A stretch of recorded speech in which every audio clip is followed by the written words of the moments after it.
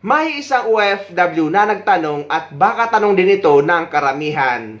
At ito ang eksaktong tanong niya. Na kapag daw ba pinatupad na ang OFW Pass, kailangan pa din daw ba ng e-travel pass? Ang sagot ay yes, still required ang pagre-register sa e-travel kahit ipatupad pa ang OFW Pass. Dahil hindi sila connected. Integrated lang sila or sama-sama sa iisang system kasama ang Bureau of Immigration, pero magkakaiba sila ng purpose. But still ay OEC or OEC exemption pa rin na makukuha sa inyong PAPSBAM account ang gagamitin ng mga OFW pabalik sa ibang bansa.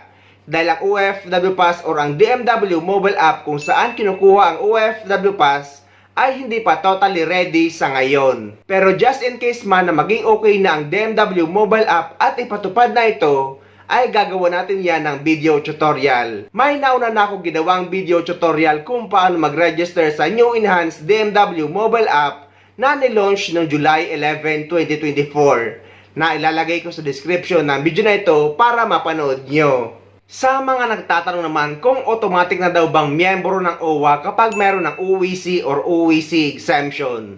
Napakarami kasi nalilito tungkol dito. Ang sagot guys ay hindi. Hindi automatic na magiging miyembro kayo ng OWA kahit meron na kayong OEC or OEC exemption. Magiging miyembro lang kayo ng OWA kapag nagbayad kayo nito sa polo sa ibang bansa, okay naman sa any OWA office sa Pilipinas, okay naman sa OWA representative desk na matatagpuan nyo sa loob ng NAIA. Pero guys, sa mga OFW na first time na pupunta sa abroad, na dumaan sa Manpower Agency, sa DMW, OWA at sa PIDUS, ay kadalasan ay miyembro na sila ng OWA dahil nga dumaan sila sa tamang proseso sa ating gobyerno. Pero guys, after ng 2 years ay kailangan nyo mag-renew nito dahil ang OWA membership natin mga OFW ay valid lang for 2 years. So kailangan natin mag-renew ng ating OWA membership kada 2 taon. Pwede sa polo office sa ibang bansa at pwede rin sa pinakamalapit na OWA office sa lugar nyo. At pwede rin sa loob ng NAIA or sa Clark Airport. Ngunit, pwede kayo makabalik sa ibang bansa kahit hindi kayo nakapag-renew ng inyong OWA membership. Pero guys, lagi ko sinasuggest na dapat lagi tayo nagre-renew nito.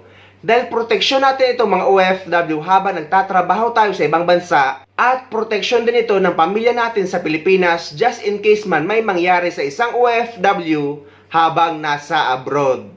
Every 2 years lang yan, Darbs eh. Every 2 years. Grabe, 2 years. Oo. And the benefits you're gonna be getting is that parang meron ka na ding instant insurance Oo. for yourself, for your family, at sa mga anak mo, meron pa silang May scholarship program tayo. program. Yung EDSP, yung Educational Development Scholarship Program natin, 60,000 a year yan. Para doon sa mga anak nyo na medyo mas may talent. Bakit natawa ka naman? Wala lang. Kasi maraming mga talentadong nanonood. Yung hindi ngayon. masyado may talent, mamaya na yon.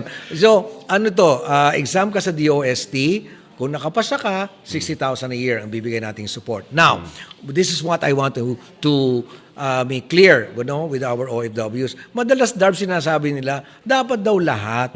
Aba, $25 lang yung binigay, Darbs. $25 lang ang binigay. At hindi naman po lahat ng OFWs ay nagbabayad sa amin. Yes. 'Di ba? So gegewang ho ang bangka natin. For sure. No? And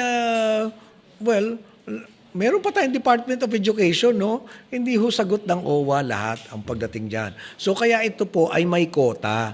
Sa bawat region, meron tayong quota kung ilan ang ating bibigyan ng scholarship. Now, kailangan din naman, tinitingnan din natin, sino ba yung masigasig? Yes. Kasi we'll be spending good money to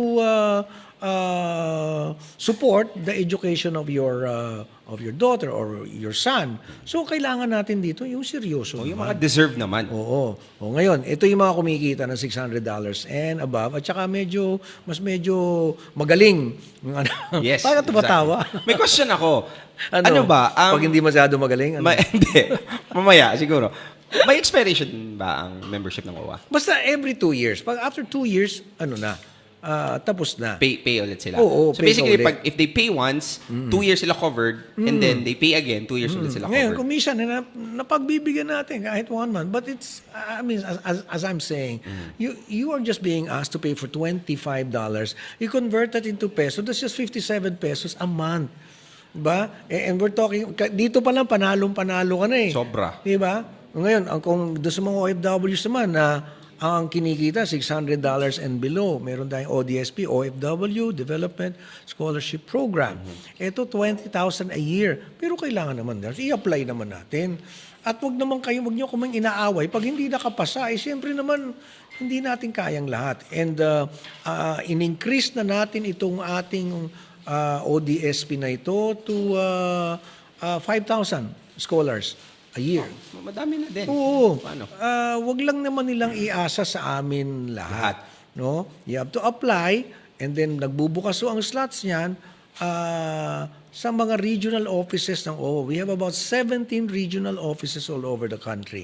Kumbaga, ang puhunan mo na lang, Darbs, yung sigasig naman, yung effort naman. Yes. Kadalasan, nagagalit pag hindi ko nabigyan ng scholarship. Wala Sa'yo ba naman- nagagalit mismo? Oo, kasi message ako. Wala to. Siyempre naman, kailangan mag-effort din naman tayo, di ba? So ayun guys, sana may nakuha kayong idea at sana nakatulong ang video na ito sa inyo. At sa mga hindi pa dyan nakasubscribe sa channel ko, please don't forget to subscribe my YouTube channel. Please click the notification bell para lagi kayo updated sa mga upcoming videos na gagawin ko tungkol sa mga updates sa ating mga OFW. Mula dito sa Dubai, maraming salamat. See you next time.